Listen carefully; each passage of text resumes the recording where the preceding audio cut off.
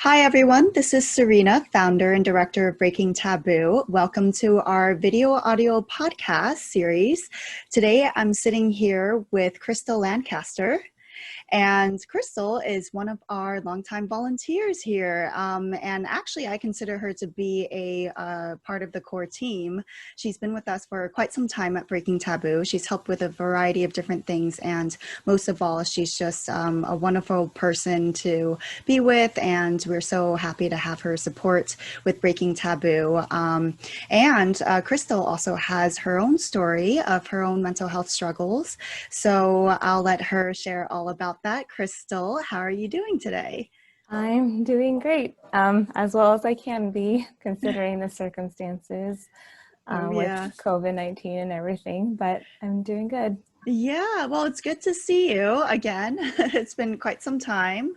Mhm. Um, Crystal and I have been trying to get together for a lunch for the past a few months or so, right? Yes. So yeah. So first it was your foot injury, and now it's COVID. So, but this is great. It's a great time for us to chat. So I'm excited to get you on this podcast so that you can further share your story with the rest of our audience out there. So, Crystal, let's just get started with having you share a little bit about what your experience has been like with Breaking Taboo so far. I'm sure a lot of people are probably curious what it's like on the other side of all the work that we do. Yeah, definitely. Well, when I first started at Breaking Taboo, I think I started out as an article writer. So I was basically just preparing articles. I think the first one was about taking a step up in education, meaning bringing education to schools, making it part of the curriculum or whatnot. I later moved on to become the volunteer coordinator. So I would recruit people to come and become part of the team, whether it be for like fundraising or social media.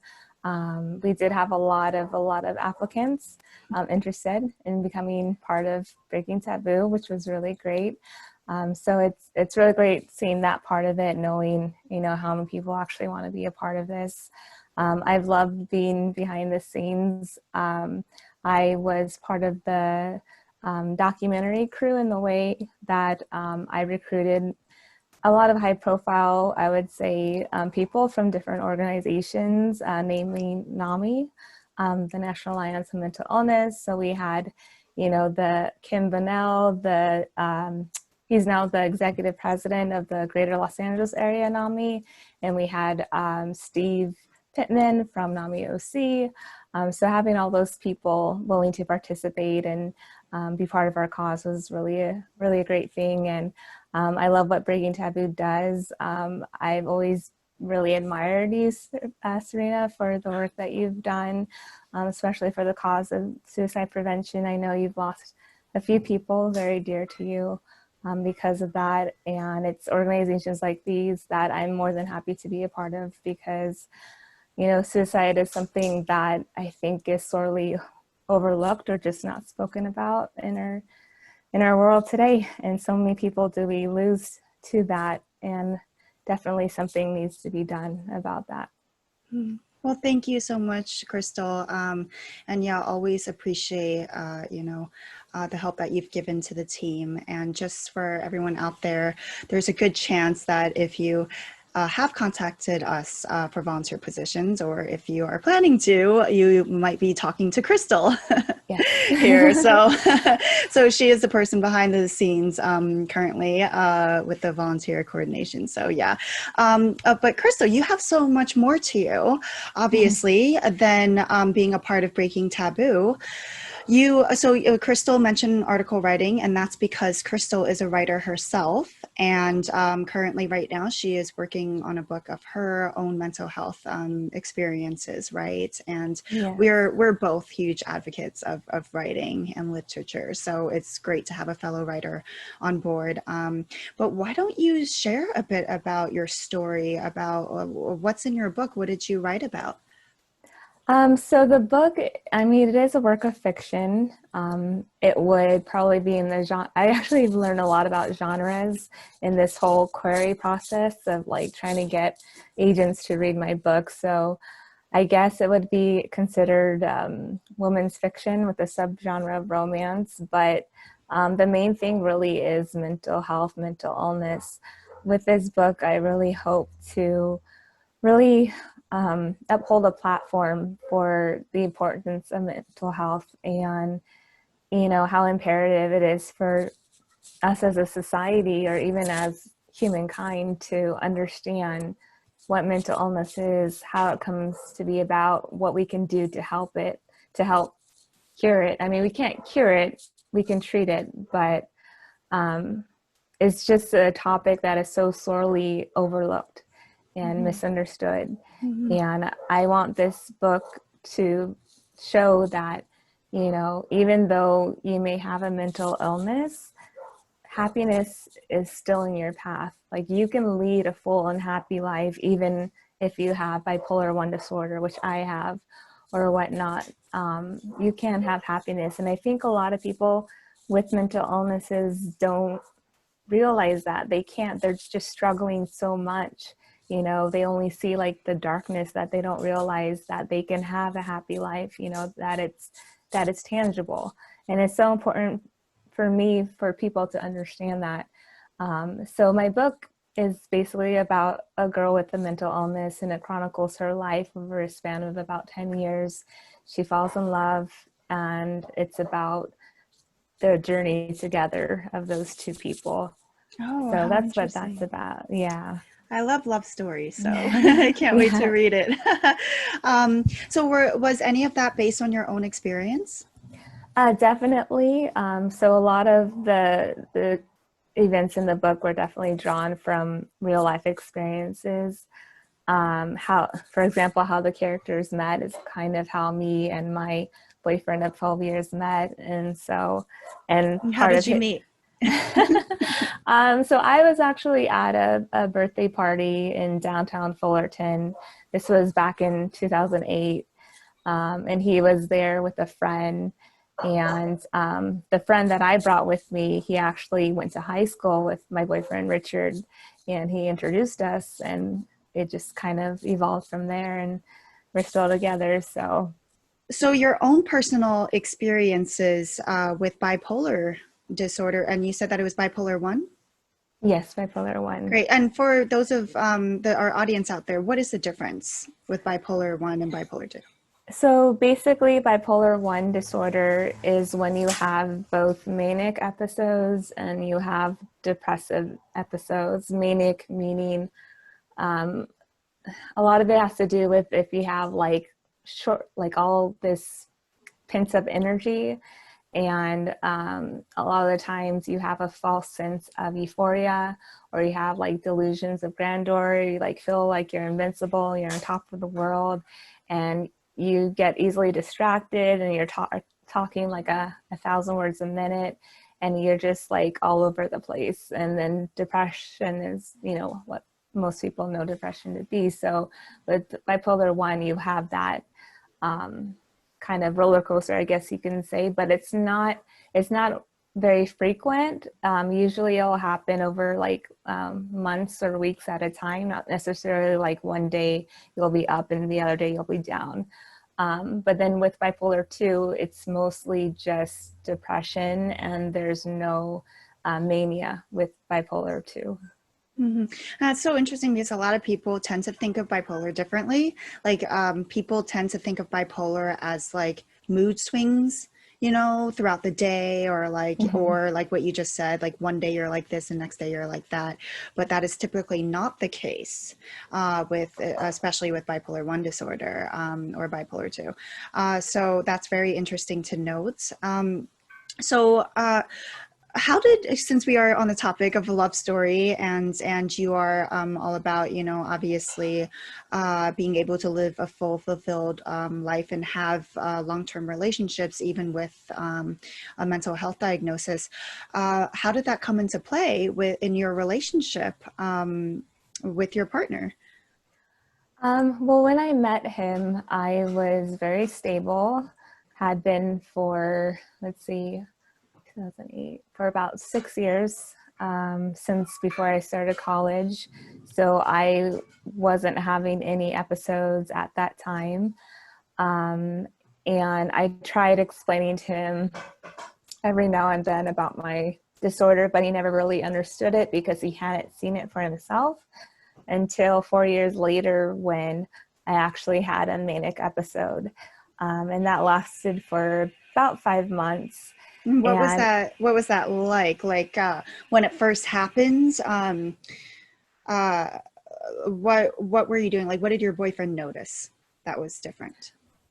so, what did he notice? Well, I think it was actually more of me telling him things that kind of he's like, something's off there. Well, for one, I was telling him I was hearing voices, Okay. and I was telling, like, we'd be at a restaurant and I'd like whisper to him, like, don't you hear them talking about me? And then he'd be like, babe, I don't hear anything.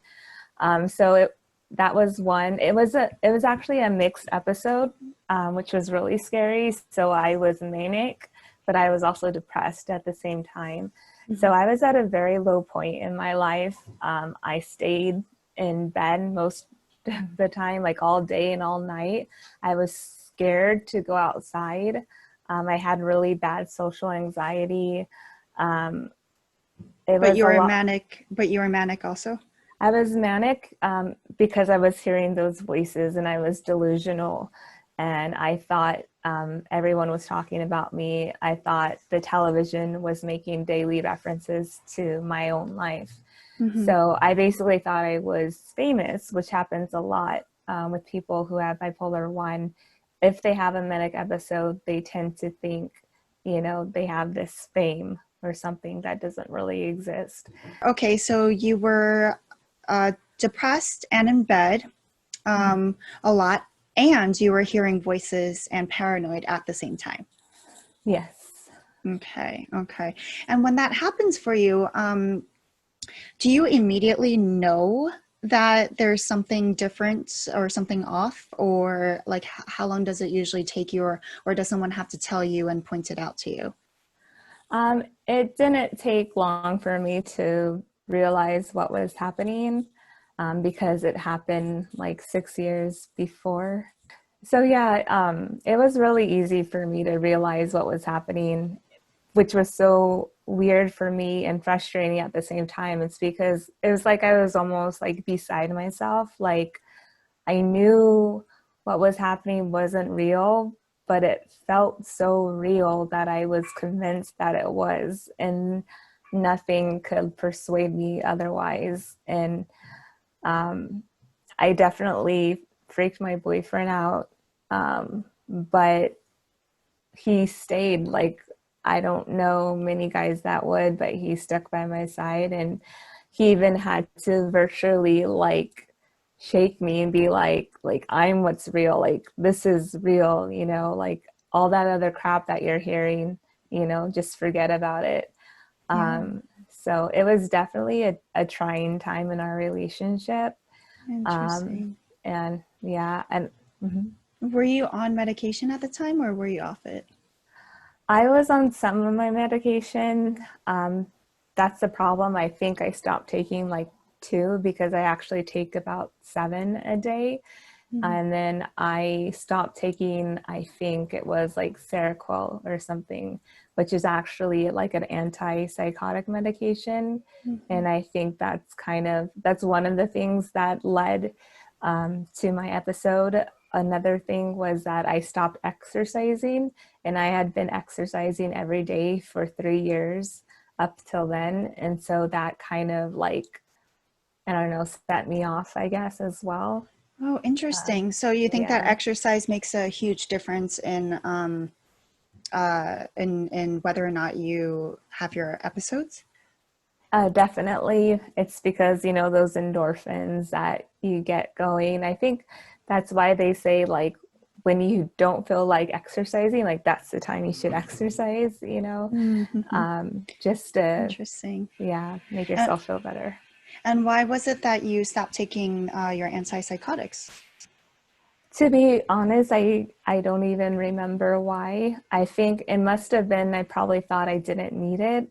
I thought I was doing so well that I didn't feel like I needed it. But I think the reason why I was feeling so well was because I was taking it. Yeah, So, that often yeah. happens. Yeah, that's Mhm. a common occurrence in mental health, actually, and I'm sure in physical health also. Um, on the topic of medication, do they give you any like bad side effects? Are the side effects really severe, or are they capable of being handled relatively well? So, lithium, which is one of the main drugs that they mostly prescribe for people with bipolar disorder, can have a really bad effect. It can mess up your kidneys and your liver, basically. So, every 3 months, I actually have to have like my blood taken just to be sure that my lithium levels are all right. You can actually get like lithium stones, which are kind of like kidney stones, if you take too much. And one thing that I've always been frustrated with was that I have like severe constipation and bloating because of lithium. I noticed that at one period I stopped taking it and my stomach was just completely flat. But when I take it every day, like it literally makes me look like I'm pregnant. I've had people actually ask me if I'm pregnant Oh, because of the lithium. how does that make you feel? Um, I mean, I didn't mind it at the time, but I think it's kind of ironic that I might not even be able to have kids because I'm on medication, and yet I could look like I'm pregnant even when I'm not. Oh, So, that is an interesting topic. I don't think we've dived into that topic as of yet. Yeah, when you're on medication. So, have you spoken to a doctor about this? If and let me know if I'm getting too personal, but have you thought about having kids and asked a doctor about how you might be able to go about doing so? Would you have to go off of your medications entirely for 9 months or a year or 2 years? How does that work? yeah, so I mean, it's definitely a major subject for me. I've always wanted to have kids, three, in fact, for as long as I can remember. But to be honest, I don't think it's in the cards for me, at least not biologically, for me to bear children. I'm tremendously afraid to go off my medication because I don't want to be back where I was before in a very dark place. Um, so dark that, I've had like suicidal thoughts. Like, that's not something I can endure. I mean, I have endured it, but if I had a choice, I wouldn't. My psychiatrist did say it's possible, though. He said it would probably take about a year to wean myself off the medication. So I would have to slowly wean myself off. Um, and I've also spoken to my OBGYN, and she said, there's high risk pregnancy doctors out there who actually specialize in these things, specialize in women who have depression but who want to, naturally bear a child. Um, I don't know if she still wants to, but my little sister actually agreed that she would be my surrogate if I wanted to freeze my eggs. Oh. So that is an option, but it is also an expensive option. So, Yeah, yeah, that is the weight of being a woman for sure. yeah. Something that is exclusive that women have to think about. And the weight definitely lies on us. The whole thing Hmm. of having children, when to have them, how to have them, who to have them with, all that stuff. Right. So yeah, so well, that's very interesting. I think that's a very important topic that I would like to actually engage in a bit more in possibly a future episode of childbearing and mental health and medication. Mhm. Um, so yeah, so okay, so let's go back. Take me Sure. back to When was the first time you started noticing your symptoms, and how did you notice it? What got you to reach out for help, or did someone do that for you? The very first time was when I was in high school. It was lunchtime and everyone was sitting in all their little groups. And then for some reason, I could have sworn that the next group over called me a freak. Um, and it all snowballed from there, because they hadn't called me that. I was just having auditory hallucinations. It got to the point where, like, the guidance counselor actually called people into her office and asked them if they were, talking about, someone in the class or whatnot. It just felt so real to me. It actually happened not long after September 11th, and my psychiatrist attributed actually my break to September 11th because for some reason it had happened a year after my dad died. So he was saying that for some reason it triggered the trauma of my dad's death, like just Mm. seeing the death of all those people for some reason triggered a trauma inside me. And that's how I had my mental breakdown. So I was, thinking that the news was talking about me, people on the radio, everywhere I went, people were talking about me. And they took me out of school, basically. I was actually homeschooled for 3 months. And then my psychiatrist, well, first they thought I had schizophrenia because of the voices. But that was after the doctor saw me for like 5 minutes and she was like, oh, schizophrenia. And that was that. Not And that was a psychiatrist or not a psychiatrist, that that general was, practitioner? so it was a Oh. psychiatrist. The very Hmm. first one I saw. Hmm. And then yeah. Tisk. Yeah. Um, yeah, there's a lesson to be learned there. Well, I And think then, that's the taboo that a lot of people have around psychiatrists, even psychologists, is that I guess especially earlier on, I think things are changing more and more so now, and even psychiatrists and psychologists are becoming more and more aware of just how complicated mental health is. But you'd think that going through school for so long would, show them or train them that mental health is something that you can just look at one symptom and be like, okay, it's this. There's so right. much more to it than that.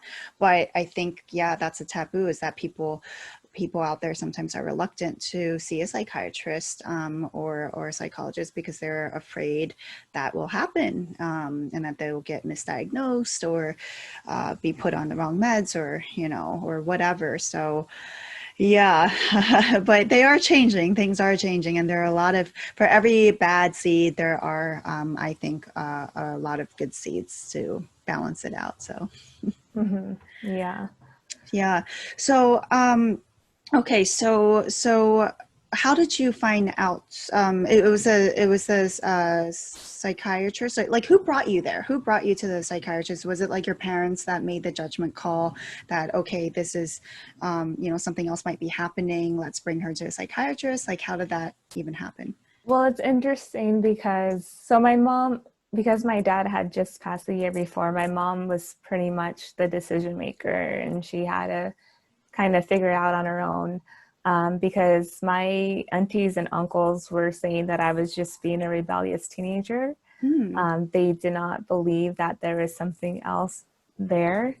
So it was actually the guidance counselor at my high school that told my mom, you need to take her to a psychologist. Hmm. So my mom took me to the psychiatrist who misdiagnosed me, and then we saw several other psychiatrists after that. Finally, we ended up with Dr. Young, who is still my psychiatrist today, and How long of a relationship is that with Dr. Young? about 16 or 17 years. Wow. Yeah, Yeah. long time. Yeah. Yeah, That's awesome though, that you found someone, yeah, that you trust. Uh-huh. yeah, he's an amazing doctor. I hope he doesn't retire soon. But yeah, so he actually diagnosed me with generalized anxiety disorder.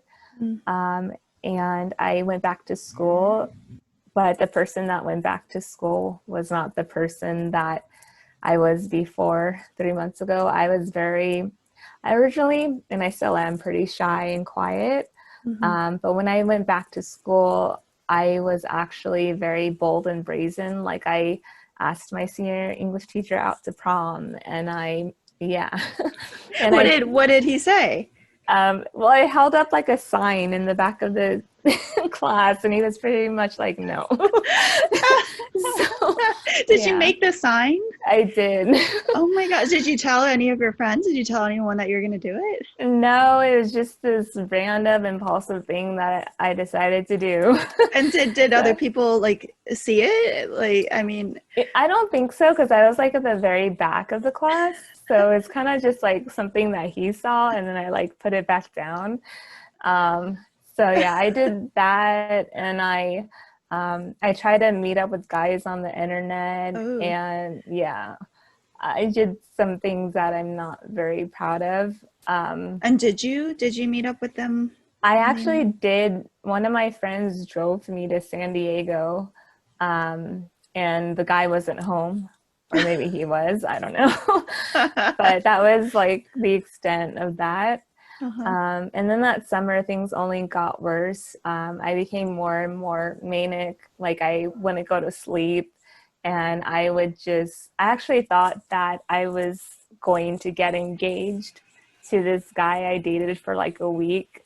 And I thought every attempt to put me in some place was like he was gonna come around the corner and then we would get married or something like that. So I was Mm. very delusional. And I basically, the month that I was supposed to start college at UCI, I was committed to a psychiatric institution instead. And that's where I was actually diagnosed with bipolar 1 disorder. So, what actually got you to be committed? Like, what was that final step or that final thing that happened?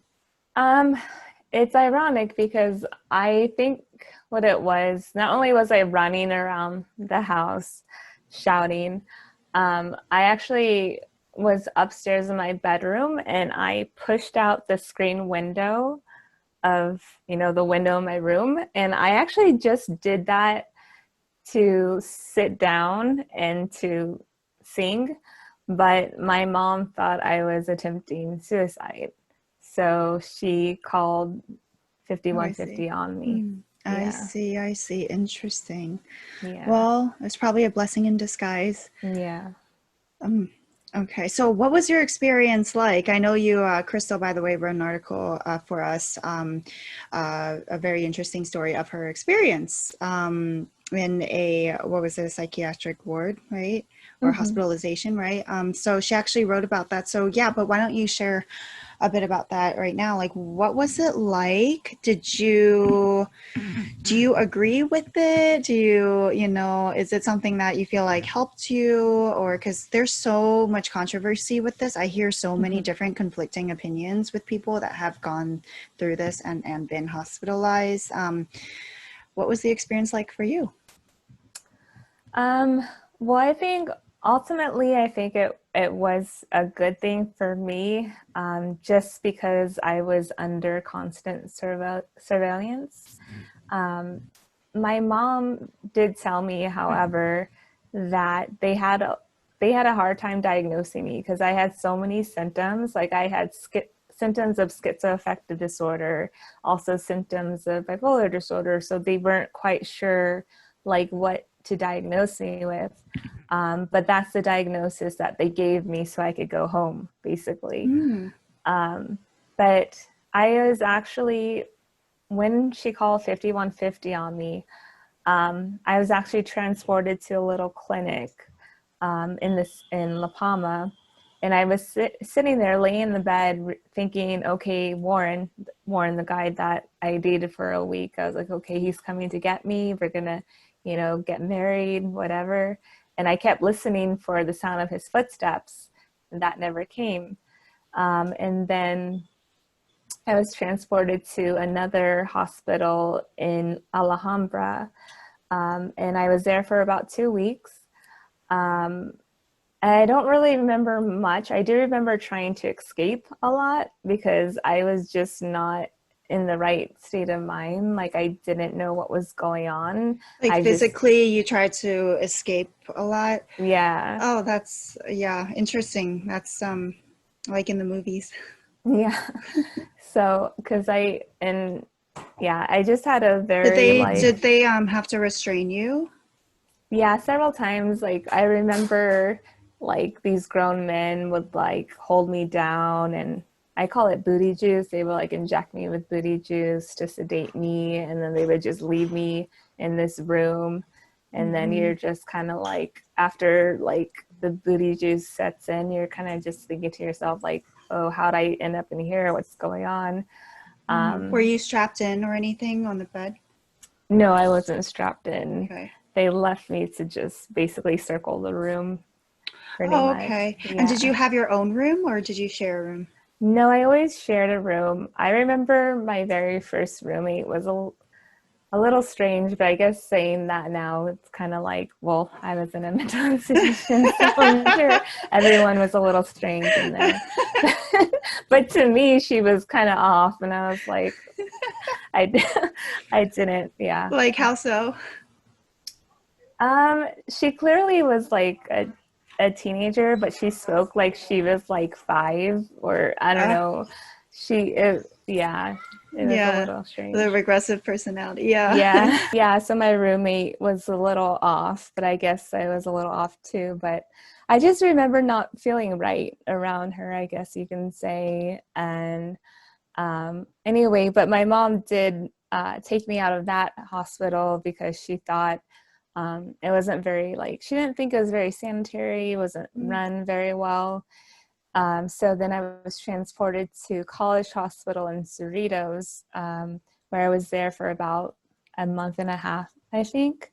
Mm-hmm. But I just remember like not wanting to be there and really just feeling like a prisoner. And I always like think of it as like, at least people who have a jail sentence, like they know when their sentence is over. But when you're in a mental institution, it's like indefinite. Like you don't really know when you're going home. It all Mm-hmm. depends on like if they think you're progressing or doing well or not. And I think that was the scariest thing for me is like, when am I going home, you know? And I remember just begging my mom, like every time I saw her, like, please let me just go home. Mm-hmm. And we had a lot of biscuits and gravy for lunch. Oh, interesting. Yeah. So now I can't really stomach them because it just reminds me of the hospital. How long were you there for? I was there for like a month and a half. Oh, okay. And then the place Yeah. before that? How long were you there two for? weeks. Okay, okay. But it Yeah. felt like a lot longer, probably. Mm-hmm. Yeah. Interesting. So what were your like usual routines there? Did you have a routine? So we did like exercise on this like 20-foot by 20-foot cement block. And then there was like 50-foot gates and then like cypress trees like surrounding those gates. And like you could hear the outside, but you couldn't see it and you couldn't touch it or Oh, feel wow. it. So that was pretty torturous, Wow. being able to hear it, but not actually like be a part of that world. So you did exercise on cement blocks? Yeah, so like toe touches Oh, okay. and like jumping jacks, things like that. Nothing too extreme, but Okay. yeah, something to just get outside, I guess. Mm-hmm. And then we had like music therapy Mm-hmm. and just talk therapy where we just sit around in a circle and talk. Mm-hmm. Um, but it's interesting because I would like recount this to my mom, like I did the other day. I was talking about it, and like apparently there's a lot of stuff that I don't remember. So even like what I'm telling you now, like it could, I don't know, be different. Yeah. Yeah, well, that's the thing with our memories, with everyone's memories, is that our memories lie sometimes, and it filters out a lot of things. Mm-hmm. Yeah, it's very, very interesting. Sometimes people only remember the good stuff. Sometimes they only remember the bad stuff. It's like, yeah, it's different for everyone and different for every situation. But yeah, that's why sometimes, like when people argue or whatever, and it's like, oh, no, you said this or you said that, he said, she said, it's not really that reliable. Yeah, Because that's people true. tend to forget exactly what they said. Yeah. Especially, I've noticed, especially if they're triggered at the moment. If they're triggered at the moment, they literally cannot even remember sometimes like what had just happened or what they said a moment before during the trigger. But anyway, so okay, so later in life, okay, so you got out, finally you got out, and I mean, it sounds like, unfortunately, it sounds like jail, you got out. But I like what it was, I mean, would you say it was beneficial for you in like some capacity? Um, I think in the sense that it gave me a diagnosis, it gave the doctors something to work with. And do Because you agree with that diagnosis, by the way? I do. Um, I studied a bit about psychology and the way that, like, the DSM-5, Mm-hmm. Oh yeah, you you know, went to college for psychology, right? yes. I Yeah. didn't, well, I started my master's. I haven't finished it, but Oh, so that you was, you graduated with psychology. no, I graduated with English, Oh, but I was getting my master's in clinical psychology. So oh, great. yeah, we did go over a bit, and I mean, bipolar disorder, it does definitely, yeah, I feel like I definitely fit in that box. Mm-hmm. Um, Mm-hmm. but I mean, I get a lot of anxiety too, but yeah, I Mm. would say I'm bipolar. So how do you, I mean, right now, obviously, you've been on medication for a while, right? Have you been on it uh, since the last episode you spoke about with your boyfriend? Yes, so that was back in 2012. So I've been back on my regular medication since then. Okay, so that's 8 years. And has anything happened since then, or has it life been pretty much stable and back to the norm? Actually, about 3 weeks ago, I had missed a dose of my clonazepam, which is Mm-hmm. the anxiety medication, and it kind of threw me off track. So actually, for a couple weeks now, I've been having a lot of anxiety, a lot of depression, and I'm just now coming out of it. Oh, wow. And that's just So, from missing one dose mhm, for like one day. yeah. Hmm. Wow. So, yeah, I feel a lot better now, like knock on wood, but I was going through some really hard times there. And it just, it's funny because you never think it's going to happen again. Like you think you'll be prepared for it. You think, okay, I know how to tackle it now. I know how to fight it. But it's like your mind is so strong that if it wants to wreak havoc, it will. Sometimes there's nothing you can do to stop it, unfortunately. Mm-hmm. Mm-hmm. Yeah. Yeah, I mean, definitely commend you for not only having to go through all this and being a warrior through it all, but also being brave enough, obviously, to share your story and open enough because so many people go through things like this and they're so embarrassed and ashamed. Again, of course, because of the taboo and the stigma, but it's important to speak out about it because, again, for everyone, 1 in every 4 people suffer from a mental health condition at some point in their lives. So it's extremely common. And a lot of people out there do have bipolar disorder. So I think it's important for them to know that they're not alone in Mhm. this. And also, everyone's experiences is different. Like everyone, no matter what the DSM says, it's everyone has a different experience of their own mental health conditions. Definitely. So yeah, and it can vary greatly.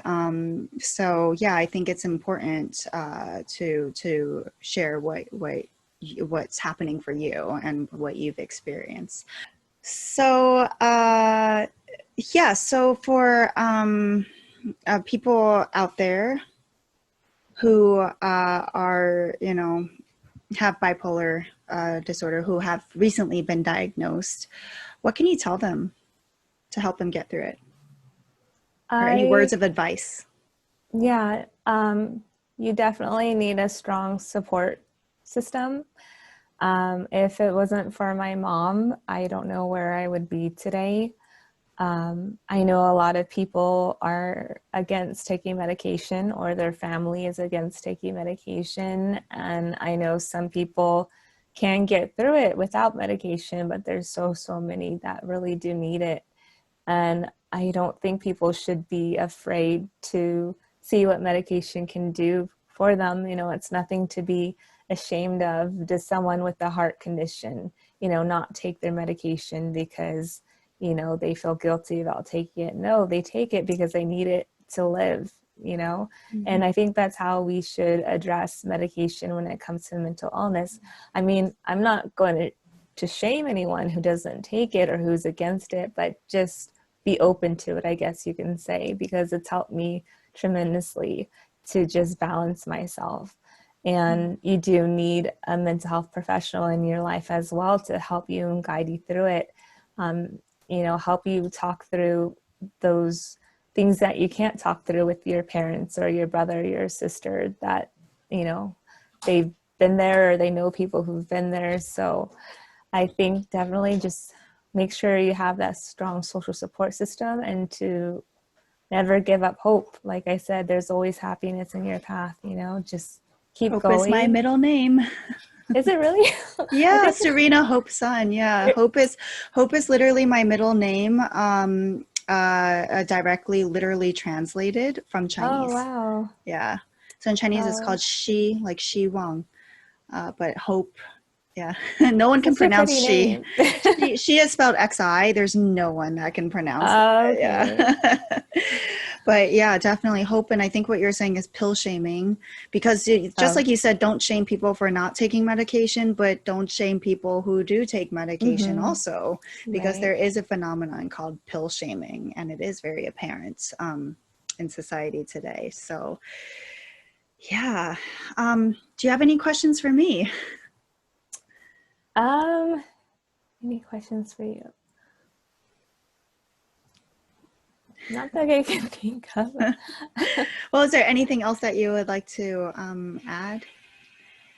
Yeah, just I came across the phrase beautifully resilient, and I like to think that people with mental illnesses are beautifully resilient.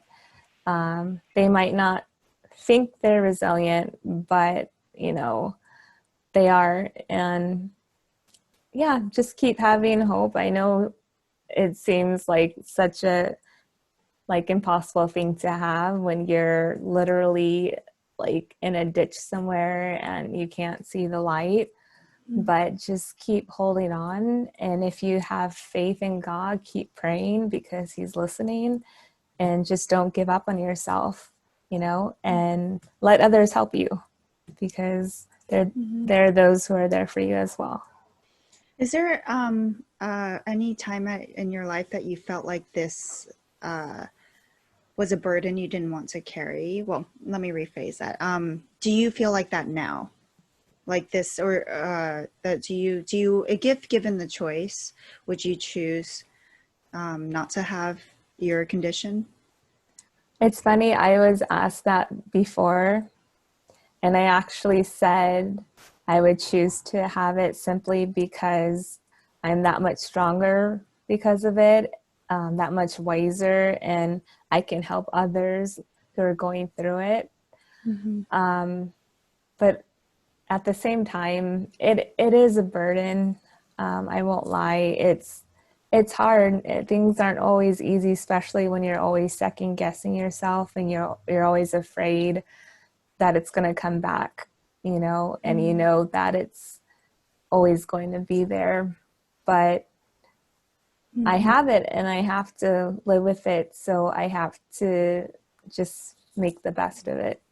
Yeah. Well, I mean, mental health advancements in medicine, they happen so quickly. Like there are advancements like every year, there's more and more research being done about mental health and psychology. So, I do think, speaking of hope, I do think, I'm hopeful that in the future there will be even better medication and better methods to treat things such as bipolar and every other mental health condition out there.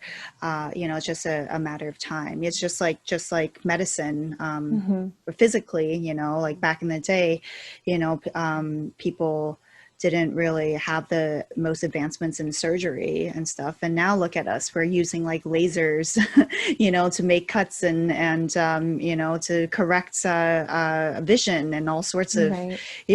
things. So I think the same thing will happen with mental health. And it's important, I think, for people to support the advancements, and to support mental health in general so that we can get to a point later on in the future where we can better help everyone out there, even ourselves, even people who may not be suffering from like a more severe condition in the spectrum. Like everyone goes through something, and we all have to develop our own resilience and our own tools, to deal with things. And yeah, there's a lot of research still to be done, but Yeah. that's why I love psychology, always more to discover. Yes. Never gets boring.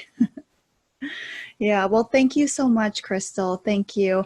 It was really nice having you, and always, always great to have you on the team. I'm sure we'll be in touch very frequently. Yes. And yeah, and if any of you are interested in volunteering, do give us a shout. You can do that by going online, or we're also on Volunteer Match and LinkedIn. So feel free to give Crystal a shout also if you want to. Yes, Cool. definitely. Awesome. Well, thank you so much, Crystal. It was so nice Yeah. having you. Thank you Thanks for for having listening, me. everyone. Bye. Have a great day. Bye. Bye.